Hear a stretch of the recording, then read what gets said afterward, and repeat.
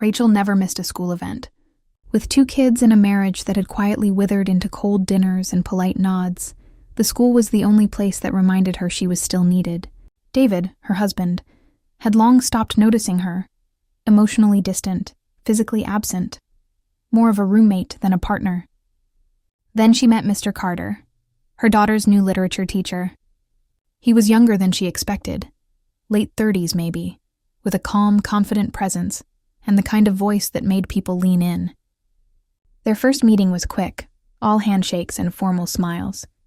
But the second time, she stayed after the conference to ask about her daughter's writing. What started as an academic talk slowly turned into something else. Favorite authors, old dreams, long silences that felt loaded.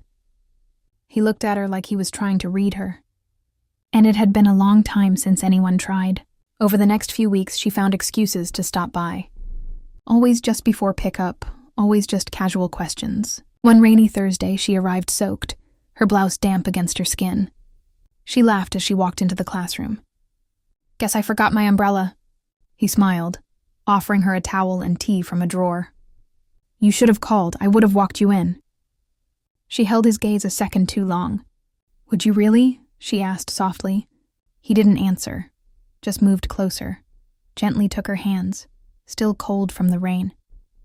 "Rachel," he said, like he was about to stop himself. But he didn't.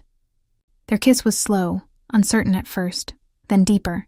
She pressed into it, her breath catching, years of silent longing pouring out in one stolen moment. When they finally pulled apart, her eyes stayed closed, like she didn't want the moment to end. "This wasn't supposed to happen," he said, his voice unsteady. "I know," she whispered, "but I've never felt more alive." She left with damp clothes, tea still warming her palms, and something in her chest she couldn't name. Not yet. That night, David barely looked up from his laptop. And Rachel, lying awake in the dark, kept thinking about how warm his lips had been compared to everything else in her life.